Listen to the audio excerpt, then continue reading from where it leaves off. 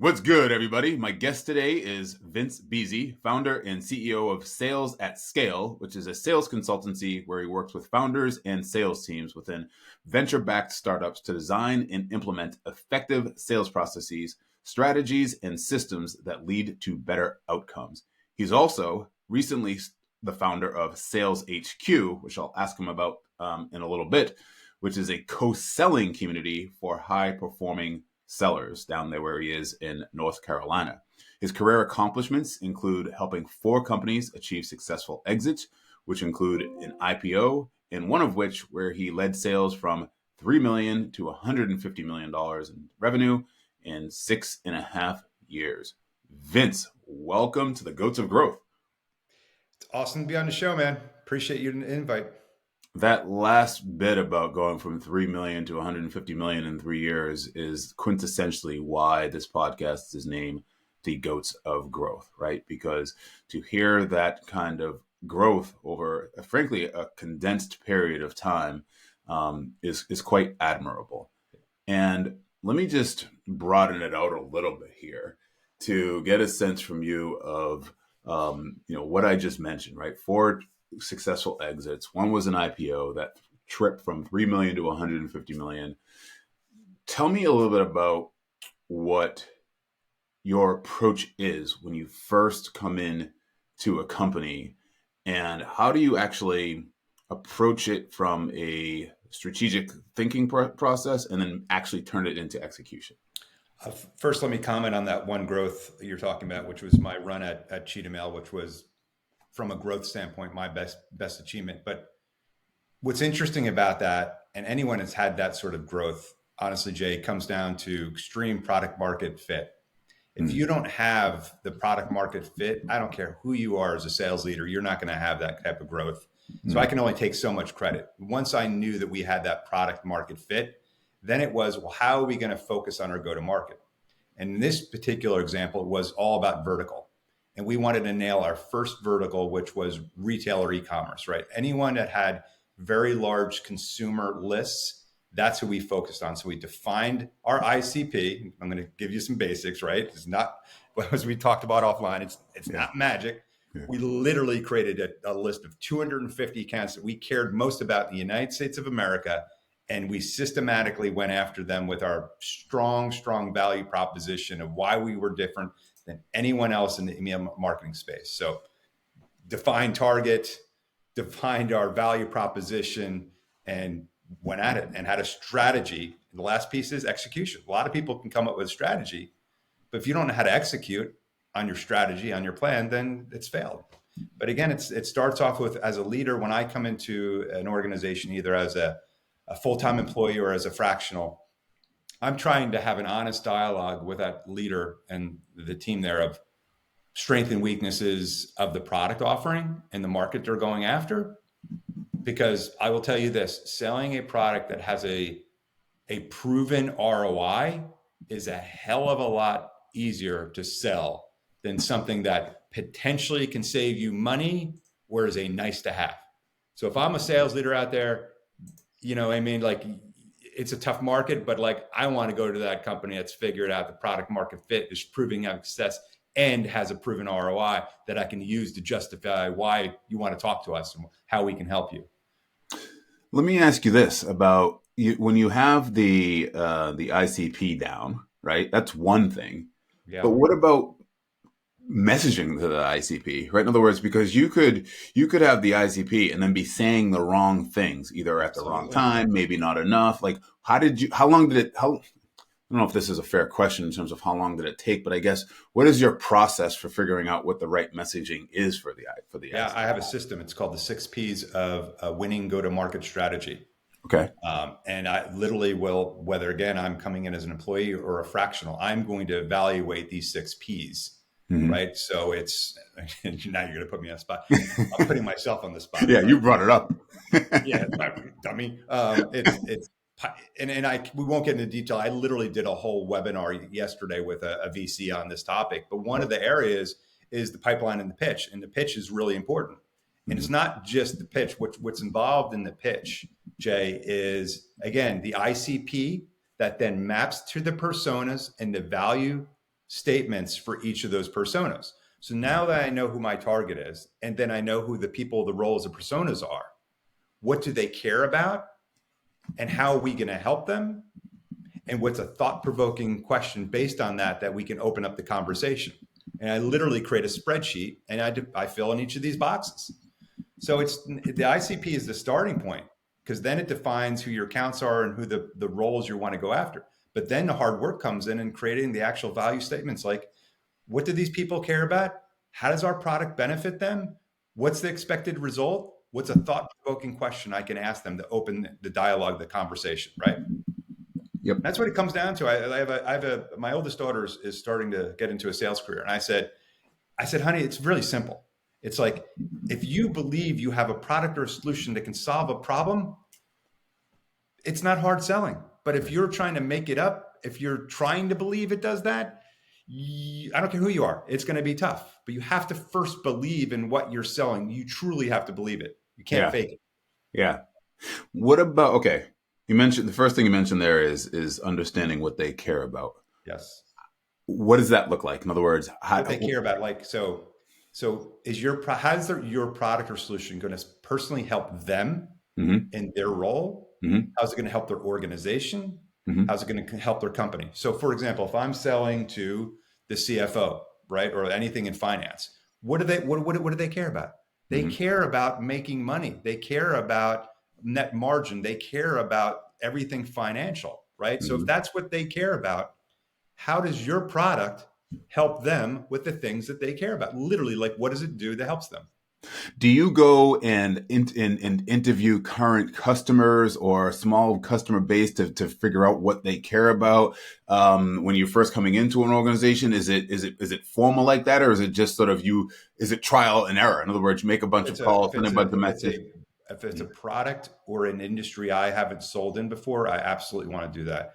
But like, I'll go back to my Cheetah Mail example. If I went from a company that did something similar to Cheetah Mail, so I understood the offering, the category, and the industries they're going after, so I didn't have to. I see the difference between that product and what Cheetah Mail did, and I was like, this is mind-blowing. But absolutely, it's still always a good best practice to speak to current customers. I don't think we do that enough on the sales side, on the product side. Like, we assume we know, and it's not just, again, one person. As you know, in enterprise or mid-market sales, it's a number of different personas that I want to get their perspective on it. So when I do the mapping, I'm doing the mapping of the different personas and the different roles at the different levels as well. So the highest level, lower level, because sometimes, the adage is you always should go as high as you can, but sometimes it's not the best approach. Sometimes, depending on what you're selling, maybe what you're selling is not as strategic to that business. So why would the CEO really care about that? Don't go there, right? Yep. So you got to be thoughtful about this stuff when you map all this stuff out. Again, take the time to do the work and create the spreadsheets to actually do the work before you even do your first email outbound. You look like a fool otherwise. What about differentiating? In other words, if you're in a crowded space, and there are a lot of crowded spaces, obviously, and you know who the ideal customer is, and frankly, your competitors can even almost give you what the ideal customer is just based on who their customers are and so forth, and how they're messaging. How do you craft communication in a way that shows them, yes, we can solve your problem, and we're different than the other folks that you may be talking to right now? It goes back to, again, like, what problem are you solving? How much do they care about that problem? What you're communicating, differentiating, is how your organization, your company, your solution solves that problem. That's what's differentiating you. For example, again, I go back to Cheetah Mail. When I went to Cheetah Mail, they at the time had by far the best analytics package, meaning I deployed a campaign to hundreds, thousands, millions of people. I want to see results as fast as possible so I can make changes or add additional campaigns. So we had real-time analytics. And at that time, nobody else did. So our differentiator was, hey, how would you like to see immediate results once you send out a campaign so we can do X, Y, and Z? Question. Duh, of course I'd want that, because no one else had real-time. that goes back to, again, doing the work. Like if you did your SWOT analysis for your core competitor group, you're going to know why your product and your offering is different. In Cheetah Mail, we did that, and that was absolutely the thing that. And so when it ties back to differentiation, right? Mm-hmm. When we did get the appointment to do the demo, which was a big portion of our sales process, we didn't hold this little secret, this golden, ticket to the end. We led with it, and we stayed on that for as long as they wanted to. Because guess what? Campaign management is boring. Setting up a campaign, who cares? What would he do? We'll Mm-hmm. do it. You can do it. It's not a big deal. What's a big deal is this analytics thing over here. And then literally we'd stay an hour on that thing because we understood that that was our value proposition. That was the thing that people saw us as better. Fast forward to customer with a K. When I joined there, the thing that people really loved about customers, we created a true multi-channel customer support platform. So when an agent went on to the agent application and signed on, and they went to a customer, they would see the entire customer timeline all in front of them, regardless of the channel, meaning email, phone call, so on. We knew that. So we led with that in our messaging, in our demos, and everything else, right? That was our differentiator. So you really need to know your differentiator. Some people have a differentiator, by the way, based on their business model or pricing, but that can only get you so far. It's the actual product, how you deliver the product, and the last piece is quantifiable results. So at customer, how does this multi-channel customer service application, how is that any better? How does that make us better? How does that make it so what the value proposition ROI associate was created one, more efficient agents leading to better customer outcomes. What more do you want in CX? Right. At Cheetah Mail, sending out real-time campaigns, real-time analytics. What did that lead to? Higher click-through rates, higher conversion rates, period, end of story, right? So it's not just good enough you know your differentiator. It also has to be tied to the result that you deliver that's better than your competitors as well. So when we talk about these things, ICP, pitch, messaging, understanding how you're differentiating, that's one piece of the puzzle, obviously lumped together, I guess, if you will, in terms of customer, call it like targeting and outbound communication to your customer and to your prospects. But then how do you get the flywheel going, I guess, if you will? And we'll use Cheetah as an example to get from $3 million to $150 million. There's a lot of things that have to work, obviously, beyond that. What's next, if you will? I guess if you want to put it that way, as you start to think about. It's out. You got to start generating top of pipe, right? Mm-hmm. So how are you going to do that? What's the channels you're going to go after? Email, phone call, all that fun stuff. What is your outbound motion you're going to do? Who's going to do the outbound motion? Do you have SDRs or AEs doing it? Or AEs doing a portion of that and SDRs are doing a portion of that? What's the handoff look like from a lead to an MQL to an SQL to an opportunity? What's your qualification process? Why is something converted from a lead to an opportunity? It's that, right? It's defining all that stuff, right? What trade shows should you go to? What networking things should you do to get in front of your audience? Should we do paid advertising on LinkedIn? Should we do that? Like, what's your strategy now that you've nailed your ICP, your messaging, your value proposition, why you're different? Great. You have to do that. How are we going to go after these people? Where are they? And what's the best approach to going after that? And then, as you know, in sales, everything's testing. We'll test this, we'll test that, see what's resonating, see what's working, right? So, okay, that was going to be my next question, which is how do you decide? In other words, what's your decision-making process for that? But since the answer broadly is testing, I guess the question becomes how much testing? In other words, how much data is enough data? And then obviously there are budgets that need to be allocated for testing as well. So how do you prioritize where budget needs to be allocated and when? You know what I mean? Like, there's obviously a lot of strategic thinking that goes in there, and it's not necessarily easy. It depends on the stage of the company, right? And the stage of where you are in the market as well, market maturity as well, right? So if I'm at an early stage startup, I'm obviously using some channels like email that are and tied to some data source. I'm not going to name them. We all know who they are. They're going to have to purchase some data to start building that list. And I'm going to do the start with email messaging, start with LinkedIn messaging, and see where that leads me. It's probably the most cost-effective way to do it. Plus, picking up the phone. Actually, picking up the phone is the the other channel those three things I'm going to focus on. I'm going to try to do it as economically as possible. But I think the critical thing is the data. What the quality of the data, right? If I don't have good quality of data, then I'm just wasting messages out there, right?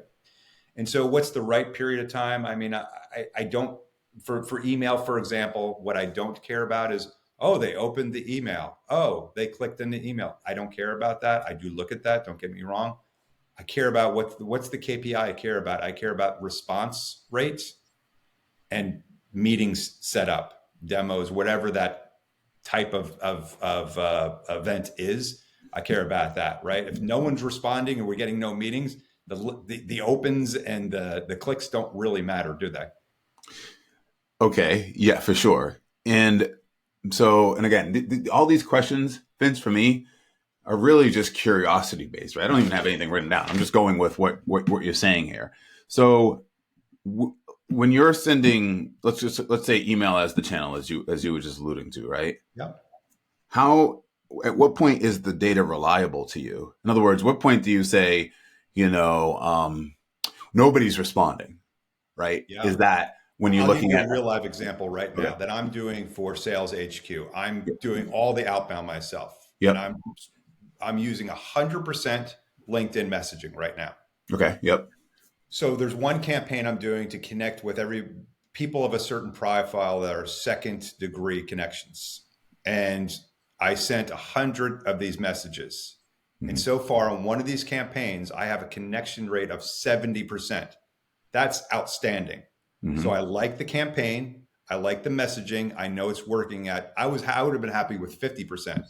70% after 100 for this type of campaign that's it. This is my winner right here. Okay. When you say connection, you mean, in other words, you're sending messages on LinkedIn, free LinkedIn version. You're connecting with people and you're putting a note in that message. Is that, and then people are accepting your message I in use a that? tool that I can send a sequence to second degree people with a Yep. certain sequence, right? Of the goal is for this campaign is to get from a second degree to a first connection. Yep. So Okay. the 70% metric is 10 people I send it to, 7 of them accept my invitation to a connection. Yep. Okay. Okay. A follow-up campaign to Mm-hmm. that is now Mm-hmm. I have first connections, again, Mm-hmm. filtered by a specific profile, my ICP for Sales HQ of, hey, blah, blah, blah. Like a sequence of messages. And my goal, my KPI with this is one of two things. I have a big open house next week, and you can also book a tour. So there's 2 call to actions in there. And how I'm gauging success with that is, again, the response rate. Are people responding and engaging with these messages? And Mm-hmm. in this secondary campaign of first connections with this call to action, I'm getting 20 to 30% engagement, means they're actually replying to these messages, which is strong again. And I'm looking for this personal campaigns again. I test 100 first. If I'm not getting the reaction I want, I'm changing the campaign. I'm changing the messaging, right? Email, it may not be 100, might not be enough. It might be 1,000. It Mm-hmm. depends. The good Mm-hmm. thing is if you're running a sales organization, this is a team of one I'm talking about right now. Yeah. But if I was Yep. running a sales organization, I would have, hundreds of emails or thousands of emails I'd be able to adjust by. But I think it happens pretty quick. Like you can figure it out. You know what I mean? Look at, if I sent 1,000 emails and I'm not getting the response I want, it's in B2B, it's probably starting to tell me something, honestly. For those of who might be listening who are less experienced and don't necessarily know what the benchmark is for that after 1,000 emails, you would say what's the benchmark? Let's say, in other words, 10% response rate, is that good? 15, 20, but like what's the 10% would be. Have you seen some of these campaigns? I know that. Well, that's what I'm Like I saying. said, I think most people focus. But first of all, again, I'm not telling you what you should or shouldn't do. I'm just telling you my Yeah. opinion, right? So it's not Jay's opinion; it's mine. So come at me. Yeah. Again, I look at open and click, but it doesn't tell me anything. I'm looking for a response rate, and if I get a double-digit response rate in email today, that's pretty damn good. Yeah. That's Right. really good. Right. If you're getting high single digits, that's still pretty good, right? Mm-hmm. If you get like 20%, oh my God, you're absolutely destroying it. You're crushing it. Everybody should just bow to you. So you think less than 5%, let's just say, I think honestly, well, I don't know. I'll ask you, like less than Some 5% people, of, man, if they're sending millions of emails, which is a disaster anyway, if they get one, you know what I mean? If your game is 100% volume because you're SMB and you got to get the thousands and thousands of people, you Mhm. might accept 3 or 4 or 5%. Might be awesome for your business. Yep. Enterprise sales, where it's more selective and should be way more personalized, you've got to get above 5% for sure response rate. It's not, again, not the response of an auto response or something like, hey, Vince, got your message. It's interesting or it's not interesting. Let's do this or let's not do that. A physical response from them, right? Yep, A for sure. reaction. Yeah, for sure. Personalization, you just mentioned it. So, how important is that? Let's just use enterprise as an example. Yeah. And how do you personalize at scale? In other words, because you're not going to literally, it's very difficult to go one to one I to guess one. what I guess you I think you have to first define what do you mean by personalization, right? Like Hmm. what is personalization to you when you're setting up your campaigns? And I go back to again the ICP, the personas, the roles I'm going after, and I look at my messaging and my thought provoking questions. So Hmm. what personalization means to me beyond just the basics of like, name, company added into the body of the things and that sort of thing, it really speaks to them and their role and importance. Like I don't want to waste their time. At the end of the day, to me, the messaging is very simple by email. It's, we do this thing, we do these things for others that look like you. We typically see these results. Would you be interested in having a dialogue around that to help you generate X, Y, Z sort of thing, right? Hmm. That's a level of personalization, right? Like if I'm selling to CPG and I work with other CPG companies, that's a level of personalization. I saw your business. I know what your business does. We're working with others that look like your business. That's a level of personalization. We work Hmm. with also these roles within this business, another level of personalization that look like you, and they see this result. And the result should be based on a KPI they care about, another level of personalization. So you see what I'm saying? It's like Hmm. personalization to me is not about just the person. It's about the company. It's about the role they play. It's about the result they want. That's personalization, right? Yeah. Yep. That makes So sense. now with that frame, obviously there's lots of templates that you can use if you have the data that you can Hmm. plug and play that in. So it makes it very scalable to be able to do that, right? Speaking of scalable, where does the where does the human element of this come in? In other words, the recruiting, the coaching, development. Like once you figured these things out, right? You're Now laughing like you're finally now we're getting at the hard part, now right? now we're getting to something I really care about, which Yeah. is the human aspect of this. Because yeah, I mean, well, first let's talk from the sales perspective. Yeah. People are still buying from people, right? At the Yep. end of the day, of a certain amount. Like, look, there's product led growth, get it, understand it, all that fun stuff. I'm talking about enterprise, anything where you do need a human touch still today, which is most sales, that it does come down to the human aspect. So, all these automations and all what to do, at some point, guess what? You and I have to engage, whether it's Hmm. via Zoom or in person, prefer in person, we have to Hmm. do that. Hmm. So, that's what's going to set you apart, right? Hmm. How you communicating, how Jay and Vince are getting along. What do they Hmm. have in common? Are we building a connection? Are we building a relationship? I Hmm. can call customers I sold to 20 years ago today because Hmm. I took the time to build a genuine, honest relationship. And if you're Hmm. doing a career, if you're looking to do sales as a career, as a profession, invest in your time in developing relationships, whether it turns into something now, eventually down the road, it absolutely will. Hmm. So that the sales side, but also then from the employee employer side, right? Leadership wise, like, I think a leader's job is to solve problems, right? And to make your people and motivate your people, right? Help your Hmm. people, motivate your people, remove roadblocks. Hmm. I think if you're not, again, on employee employer side, developing this connection, it's going to be harder for you to manage them, lead them, help them grow, right? Hmm.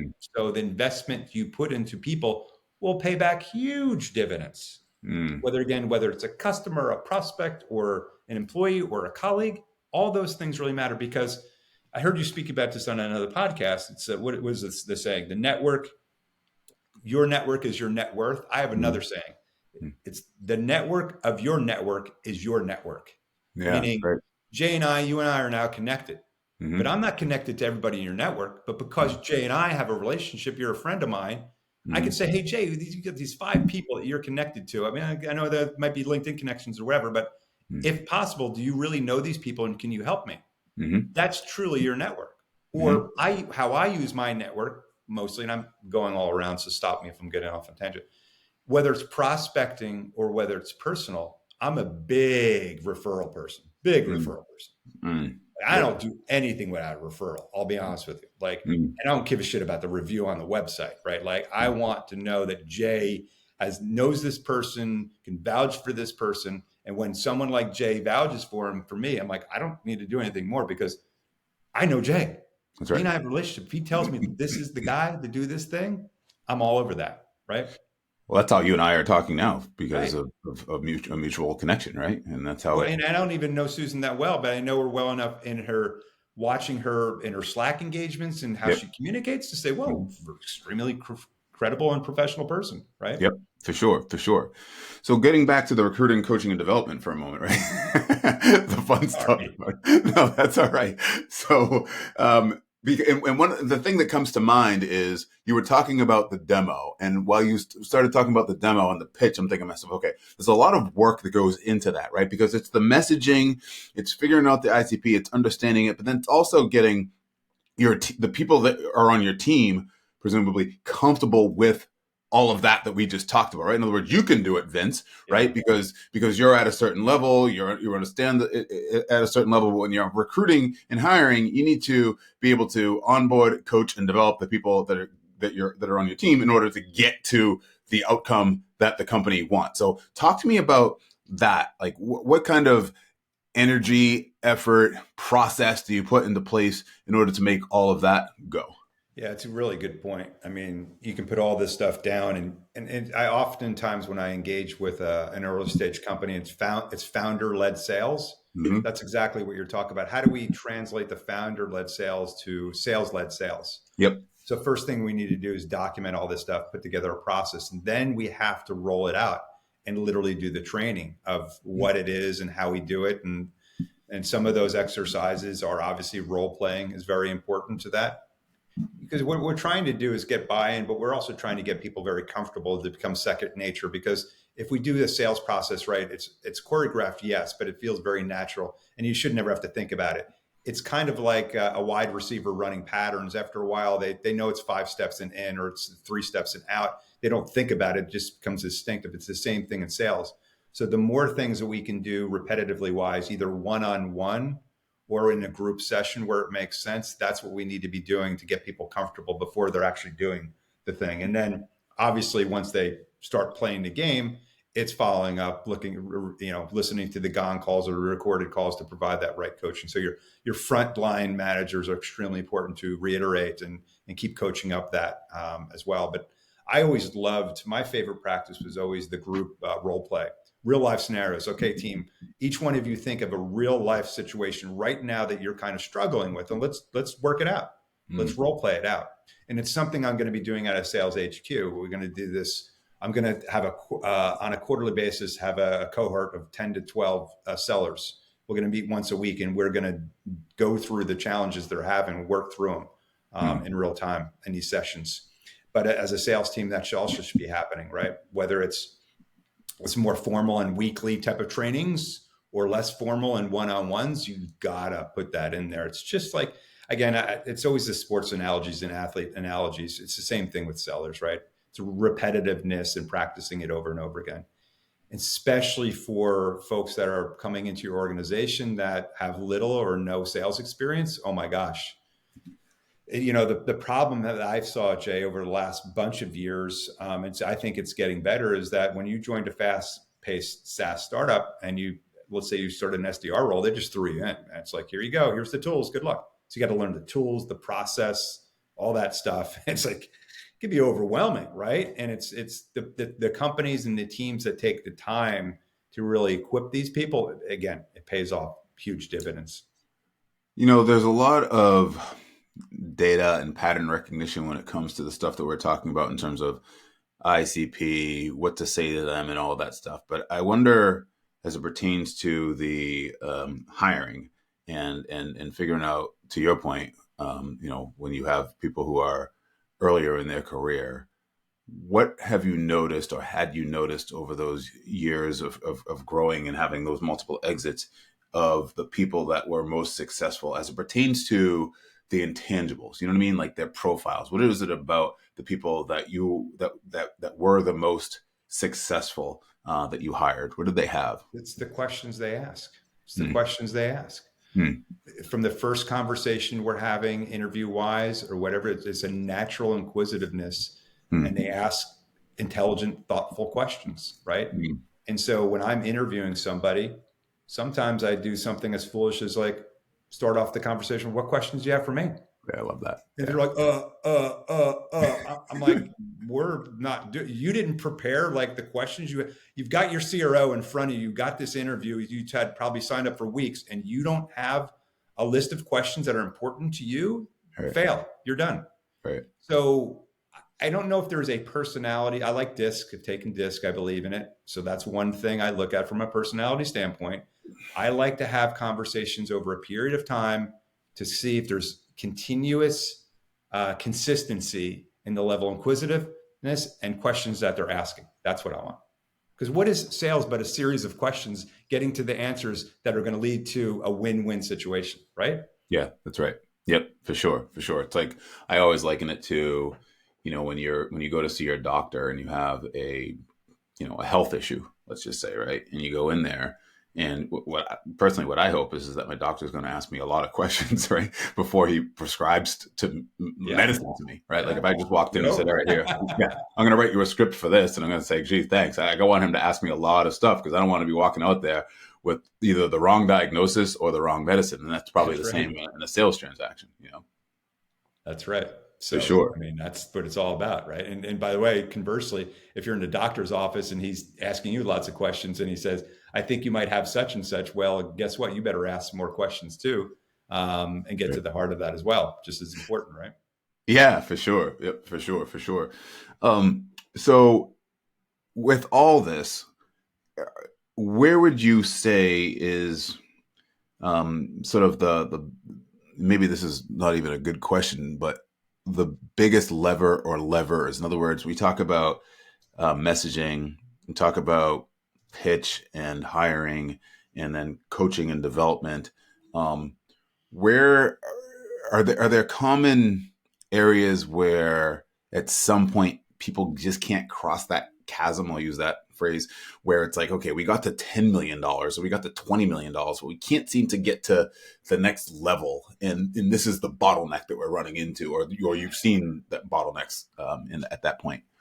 I that is a big challenge, right? Like sometimes it's easy for companies to get to 1 to 2 million really fast, and then it's really hard to get to 10 million. Sometimes it's easy for companies to get to 10 million, but really hard to advance to like 25 or 50. Yeah. I think it comes back to like,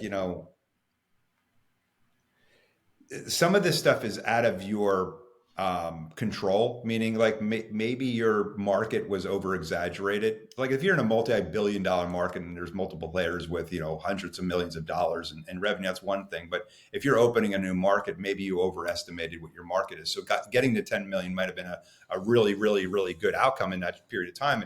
And you should recognize the fact that doubling that is going to be really challenging. So I think Hmm. it's as a CRO or leadership, right? It's being honest with the real market opportunities, with the product you currently have. And then, of course, and of course, some of this is about the people. So it's been said before, right? That the people that got you to your first couple million maybe not be the people that take you to the next. And that is true, right?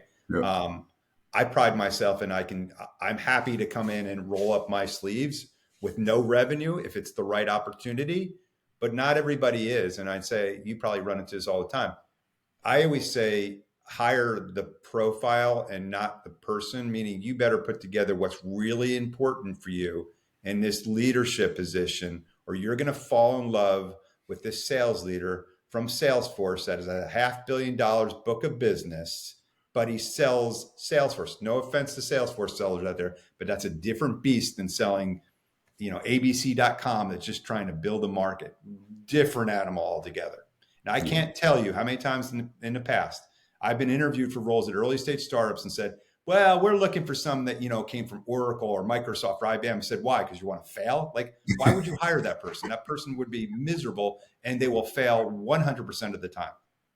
So Yeah. it's higher by the profile of what you need to get done right now and maybe over the next 12 to 18 months and worry about the rest later, right? So interesting. I was just And having that that's also this individual contributor as well. Like, Mm. like my first hire, if I was a SaaS sales leader, is like, I'm going to go find the full cycle salesperson that I know can come in here and create their own program. They can take what I'm doing, take that, figure it out to make it work for them and do a full cycle sale, meaning prospecting and closing. And the other point you asked me about the individual contributor, about inquisitiveness. Yeah, they're inquisitive. They ask great questions, but then are they a closer, right? Mm-hmm. And that you don't find out until the person gets in the seat and starts doing the job. I Yeah. don't care what test you're giving them. And I don't care about their previous results. Sometimes those previous results don't translate to what they're selling at this next company. And again, could be because it could be because it's not a right fit, or it could be something else. But closing is a special, special thing. And that's why there are top performers and people that aren't top performers. It's because they put the whole package together and can do all that to the close. And that's a whole nother discipline of coaching as well. In other words, it's not It just is, Jay, but how much coaching did Michael Jordan need once he got to the Bulls, right? Like, I don't know. yeah. It's yes, you have to coach, you got to be part of a team, but at some point it's natural instincts take over. I didn't never even dreamed of being in sales. I just fell into it like most people you probably speak to. And I Mm-hmm. just was, to toot my own arms, I was comfortable at it. I didn't care about the results. Mm-hmm. I cared about achieving something, right? I just wanted to be good at it. And I felt that, like, to me, I was in broadcasting and I Mm-hmm. equated sales to being like in broadcasting. Like, I just was a character and I'm presenting this solution to an audience, similar to when I was a disc jockey or something else. It's like, I looked at that as my audience and I'm there to not entertain them, but to actually help them, right? Yeah. Yep. And if you do that in your instincts and you have good instincts to closing and seeing the signs and being honest and aware, self-awareness is big too, by the way, for salespeople. So Mm-hmm. many people that aren't self-aware. You put that all together and you've got your superstar performers.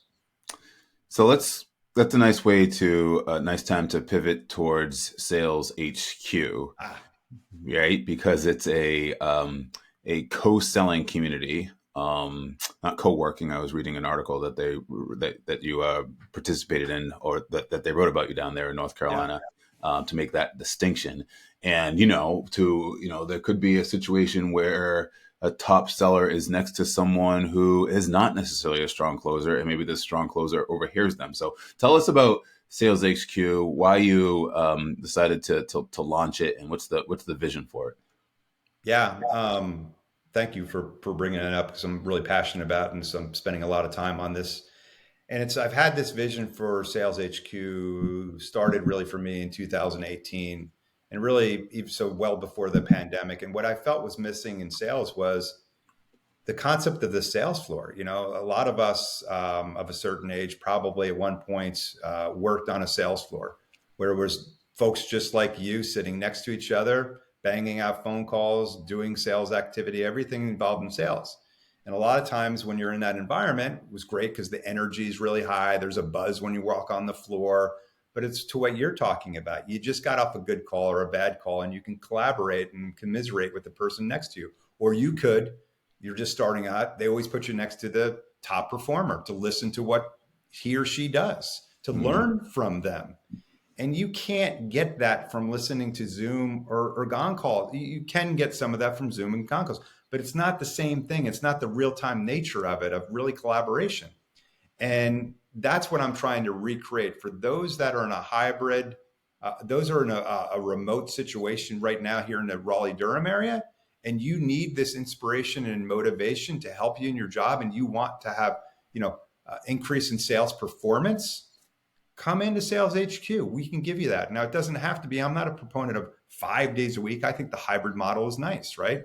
Pick Mm-hmm. your days you want to come in and work from this environment. I think the environment you're in makes a big difference. Like right now, looks like you're in a home office. I'm in a home office.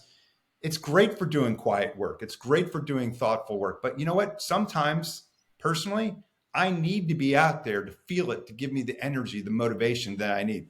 The week's dragging on. It's late in the afternoon at 3 o'clock. I need that pick me up. You know what I mean? And we tend to be extroverted in the sales role. I also like face-to-face communication. I love networking. I love learning things about people. And on one-on-one, it's a lot easier to do when you're doing that face-to-face. So it's a combination of that. It's at the end of the day, Sales HQ is a community, right? Number one. So people ask me, why are you different than we work or other co-working? Well, everybody in here is doing similar things. Not everybody in WeWork or other are doing similar. It's a cohort of people that are doing. So we know we know the pain and the good and the bad that we have, right? Yep. And we can commiserate. So in one's community, and typically I find, by the way, salespeople like helping other salespeople, right? I can't tell you how many people have said, I'd like to come in and I'd like to teach this thing I've learned. So we're going to do lots of things like lunch and learns. Someone can say, raise their hand. I just learned this new thing about this AI product that's this X, Y, and thing, whatever it might be. Mm-hmm. We're all going to learn from each other. I don't know more than other people, but I do know something that I can share and others can share. So it's the whole collaborative nature of the thing. But at the end of the day, it's like what I want to leave people with is that power of community. I always underestimate the power of community and how strong it is. The power of your network, your power of your communities you belong to.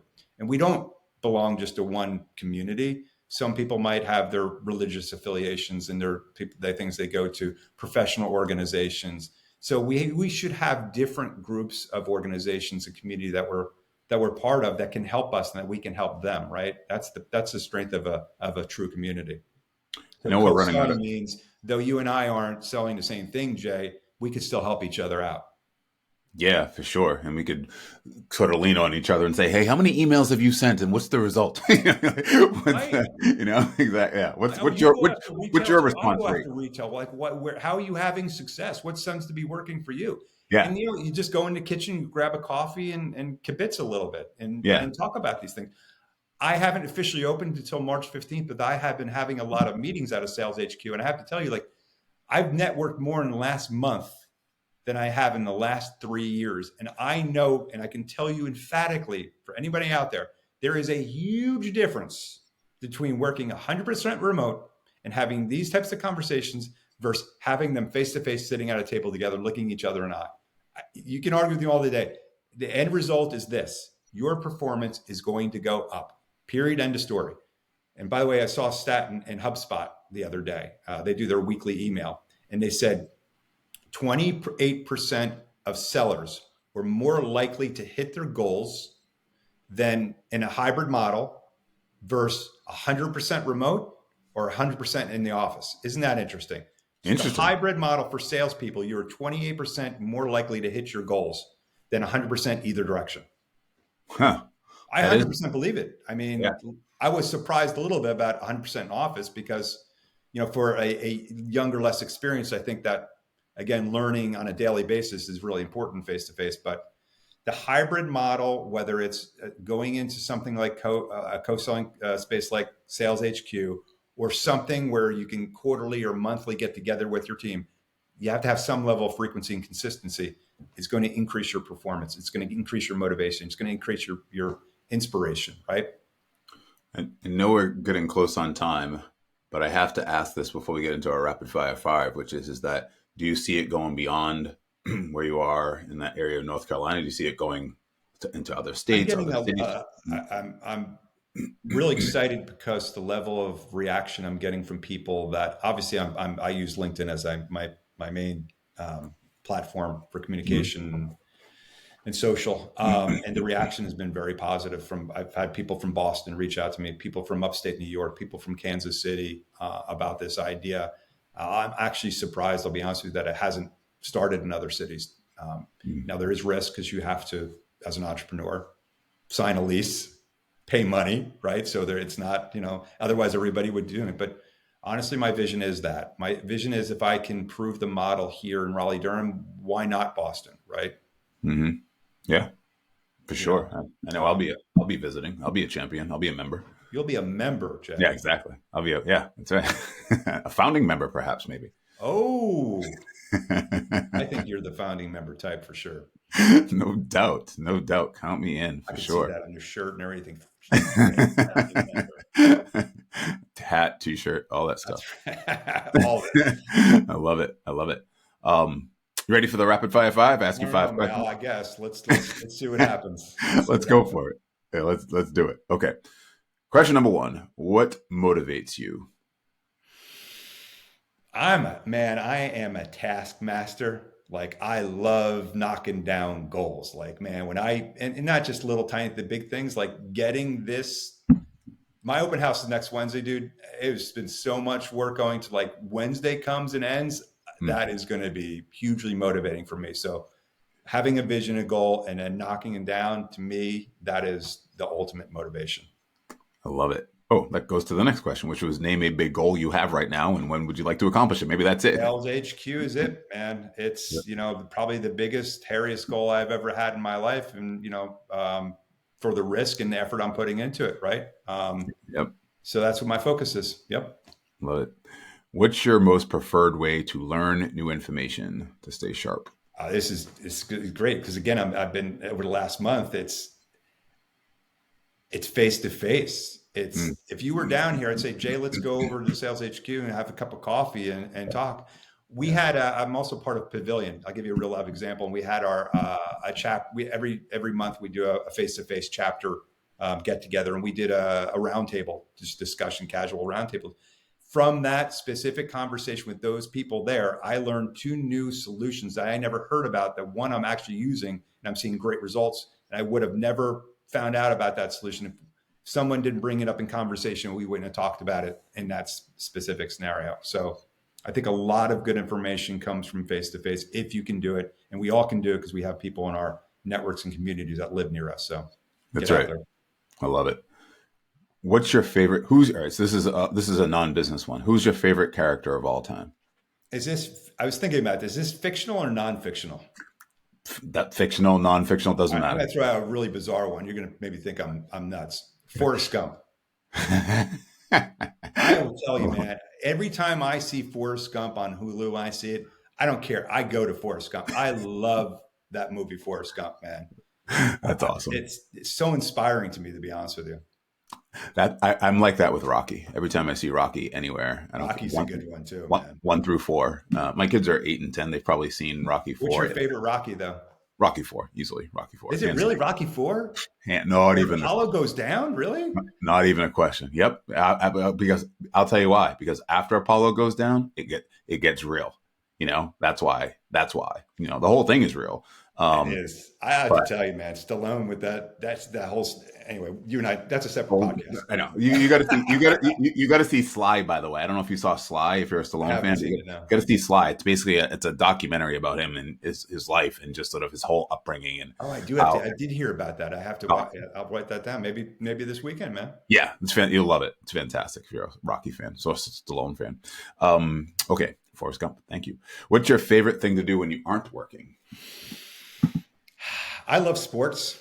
Mhm. I'm a giant season ticket holder from my days growing up in New Jersey, and I'm now here down in North Carolina. I'm a Carolina Hurricanes season ticket holder. I went to the game last night. They won. I love sports, watching sports, involved in sports. I like to play. I know this is going to sound cliche, pickleball. I'll pickleball. I thought you were going to say golf. Look at old Okay. white guy playing pickleball. I also like to run. I like to stay active, right? As much as I used to. I have some pictures back here. I used to do marathons and all that, but that's long behind me. But I still like to do it to stay in shape and just give you the peace of mind that you need to get out there. Yep. Fantastic. Now, you ready for the bonus question that my Uh-oh. last guest wanted to ask you? Very simple. How do you build a great sales culture? How I always built a great sales culture, and it wasn't by any effort, meaning shouldn't be any extra effort to do it. It's just I always tried to be really um, open, transparent, and honest. Create that sort of environment where people can speak their mind in a professional and a considerate way.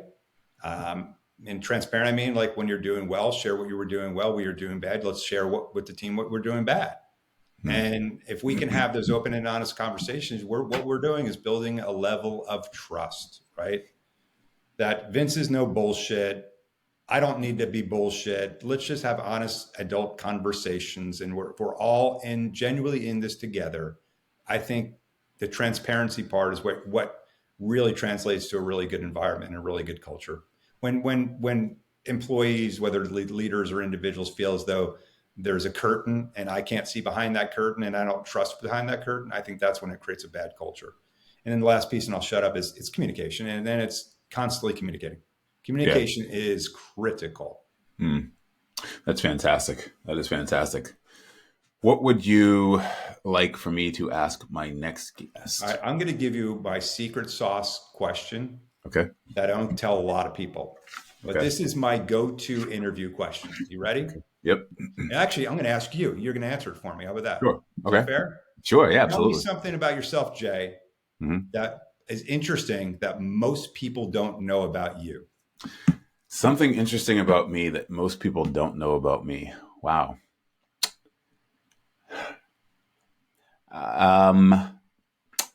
I'd say that I do meditate every day. I don't think a lot of people know that about me. I think that given my outward nature of high energy, bit of intensity, driven goal orientation, that a lot of people won't necessarily look at me and say, guy wakes up and does yoga every day, or he stops in the middle of the day. Or yeah, I do yoga every day too. But I thought you were going to tell me you were in a boy band or something back then. well, all right, ready? Here's another interesting thing.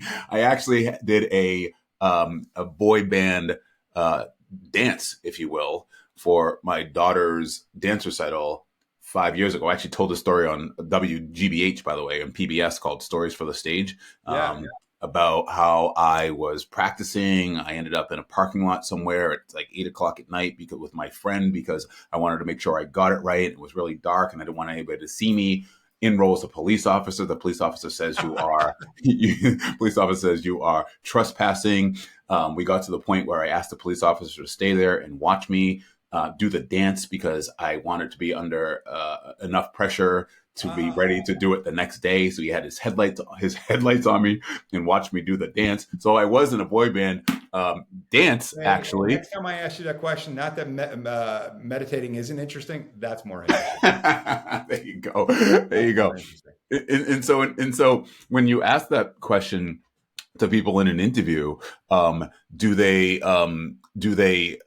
struggle to come up with something that is 100% of the time, and that's why I ask it. And like the same thing that happened with you, 100% of the time, they'll tell me something that's interesting, but not the real thing.